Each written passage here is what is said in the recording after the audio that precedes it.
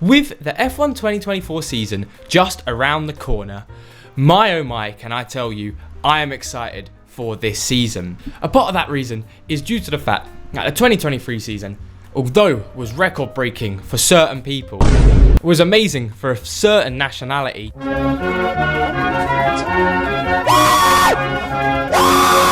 But most of us can agree that the 2023 season was a bit of a dud season overall. There was a lot of fighting throughout the field, but not really for the race win.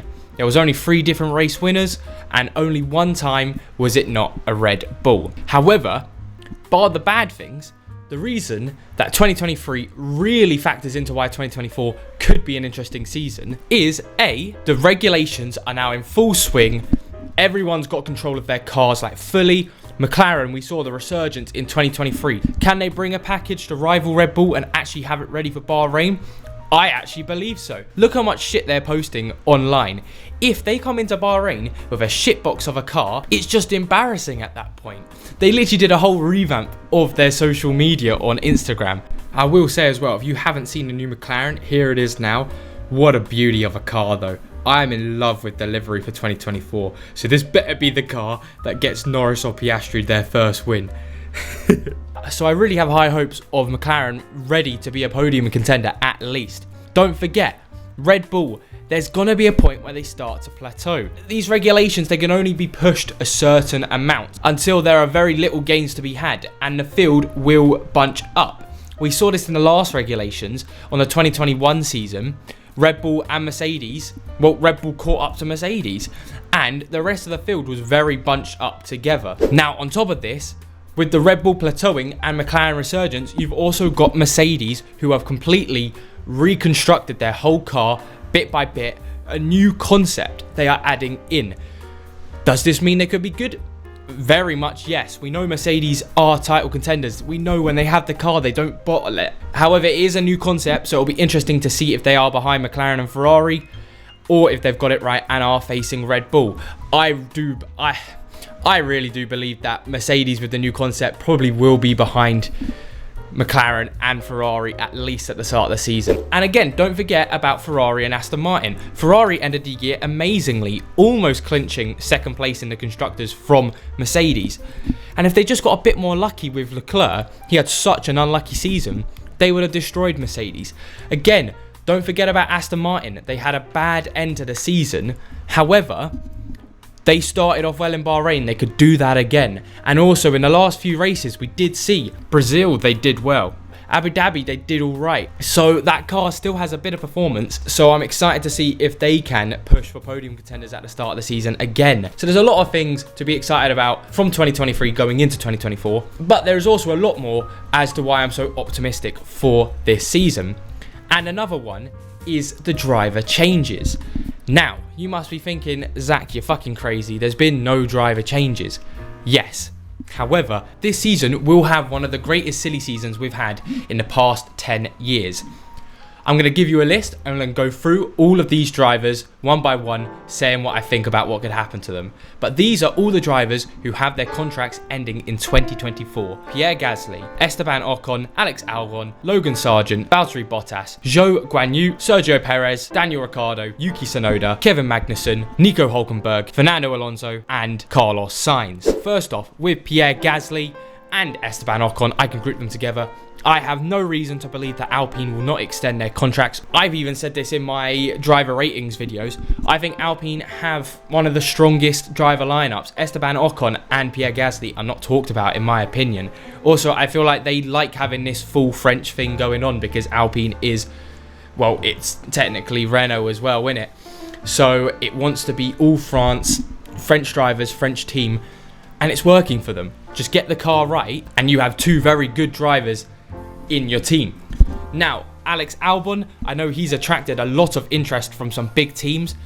Now, the only big team I could see him moving to, this is very, very optimistic, very, very unrealistic. I don't think it will happen. I do think he'll stay at Williams, would be Ferrari, and that would be if Carlos Sainz decides to leave to move somewhere else. Maybe take a year out before moving to Audi. But I don't think this will happen. But Alex Albon, that's the only thing I could see happening, because Mercedes won't have an open seat, McLaren won't have an open seat, and Red Bull's open seat will go to a seat with someone in the Red Bull Driver Academy, which he isn't anymore. Now, with Logan Sargent, Alex Albon's teammate, I could see him being dropped. I don't think he's good enough for F1. I've said it before in a video that he does deserve a chance. I'll give him that. Give him 2 seasons, but I don't think he'll be good enough, and I think Williams will be moving on to someone else, bringing the F2 champion, because Porsche and Drugovich still don't have seats. However, Drugovich seems like he'll stay at Aston Martin until a seat comes available over there, or they could bring in another F2 driver up and coming from the 2024 season. Then we move on to Valtteri Bottas, who I could easily see retiring after 2024. He's getting quite old now. He's in his Kimi Räikkönen era, where he's just doing it for fun, basically. So I could see him potentially doing a 1-year extension, say Alfa Romeo, whatever the fuck their name is. I'm going to get onto that later. However, I do really think that Valtteri Bottas has a massive potential to retire at the end of the season, which again will open up a seat at Alfa Romeo. Who will take it? But it'll be exciting in the silly season to find out who does. Then we get onto Zhou Guanyu. I believe he'll stay. There's nothing too much serious about that story. I think he's good enough at Alfa Romeo. I think give him a few more seasons and he might be good enough for a move up into the top teams. But if he doesn't improve in the next few years, then he gets dropped and carries on. Then the big boy, Sergio Perez. I think he will be dropped at the end of 2024. I can't see him doing any better than he did in 2023, and if Red Bull don't have such a dominant car as they did last season, he will get found out. He won't be able to beat the McLarens, he won't be able to beat the Mercedes, he won't be able to beat the Ferraris, potentially won't even be able to beat the Aston Martins. So it could be very damaging to Red Bull's constructor title charge if they don't get rid of Perez. And we know how brutal they are. He might not even last a full season if Red Bull aren't as dominant. But if they are as dominant as they were last season, he'll last a full season and then they'll move on to someone else. Who are the 2 people I'm going to talk to you about next? Daniel Ricciardo and Yuki Tsunoda both have their contracts ending. And with Liam Lawson waiting in the wings, who will get a seat at the end of 2024, I guarantee it, because this will happen. Someone's going to get dropped and it will most likely be Sergio Perez. Who will take that Red Bull seat? It'll either be Ricciardo or Tsunoda, and I think it'll be whoever does better in the AlphaTauri next season. But both of them technically will stay in F1, still around AlphaTauri. Well, I'll get into what their new name is, or Red Bull. Now, Kevin Magnussen, another one who I think will retire at the end of the season. I just don't think he's good enough to be at Haas anymore. I think Haas need to do a full rebuild, not gonna lie. They've just got rid of Gunther Steiner. I made a video on it. I really do believe keep Nico Hülkenberg because he wasn't really around, but Kevin Magnussen was always around with Gunther Steiner. I think get rid of him as well, bring in a new boy and see how it works, because honestly Haas have nothing to lose at this point. They've got such a shitbox of a car. I mean, we saw last season they just couldn't finish a race properly. So I could easily see Kevin Magnussen retiring, because also he is getting pretty old as well. Nico Hülkenberg, like I've said, I think he will stay. Fernando Alonso, crazy because he's the oldest driver on the grid, but he doesn't seem like he wants to retire. And if Aston Martin give him the car he wants, he will stay at Aston Martin. However, a big if Aston Martin are a midfield team next season, he probably will retire and move on to something else. So that is all the driver changes that could happen in 2024, and that's why it's so exciting. There is 1, 2, 3, 4. There are 13 driver changes that could possibly happen at the end of 2024. That's more than half the grid, and that's why everyone's so excited about this. Because even if the racing's shit, outside there's going to be a lot of drama. Now, another reason why 2024 potentially could be such an exciting season is due to the amount of races that are on the calendar. There's actually a total of 30 races technically, 24 normal races and then 6 sprint races. That's 30 races to watch. Funnily enough, that's one of the main reasons I'm actually getting the now 38 quid a month like F1 and a bit of the footy monthly membership this season, because yes, it's still way overpriced. It should be cheaper.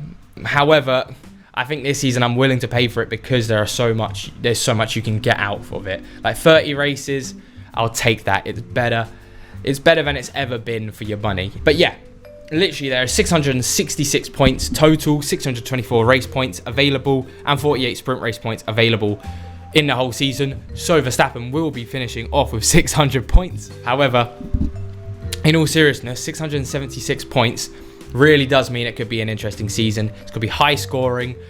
Hopefully, there's going to be a lot of drama, more races, more chances to have crashes, meaning penalties, more chances for car parts to break, again meaning penalties. So it could just be a very interesting season for F1, just due to how long it will be. And this next point doesn't really actually have anything to do with the 2024 season. It could.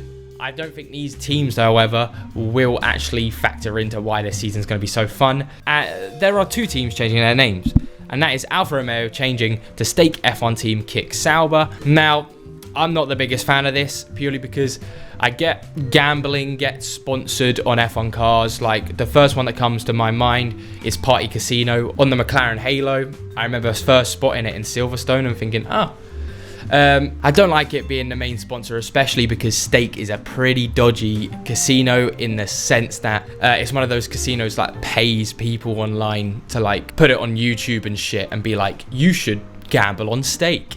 So it's not the best name to have on your team. However, at least Sauber's sort of back in the name. And then AlphaTauri, there's nothing bad about the name, but it's just a shit name. Their name for the 2024 season will be Visa Cash App RB Formula 1 team. Visa Cash App. It's the shittest F1 name I've ever heard in my life. But you know what? At least there's nothing dodgy with it. And hey, I'm going to be still calling them AlphaTauri. I still fucking call AlphaTauri Toro Rosso. So technically, they're still fucking Toro Rosso, just with a weird ass name. But I do expect Alfa Romeo and AlphaTauri to be at the back of the grid next season. Maybe AlphaTauri a bit better because they did end last season better. That's just because they had all of Red Bull's parts. But we'll see what happens there. But anyway, what do you guys think of the 2024 season? Will it be interesting? Will it be just as shit as 2023? Surely it can't be as much of a one-man season, because I think even Verstappen can't get that lucky again and not have like a crash or a car part break. So something will happen, and I'm pretty sure we will get multiple different cars winning, hopefully. Hopefully one of the McLaren boys will do it. That's what I want. But anyway, new video will be coming out on the weekend. This video was supposed to be going out on Sunday. However, I got busy because I got a free ticket to go see Bring Me the Horizon at the O2 Arena. Long story that, but it meant I couldn't make the video. And then I've just been well busy with uni work from Monday to Tuesday. But anyway, hope you all enjoyed, and I'll see you in the next video. Bye bye.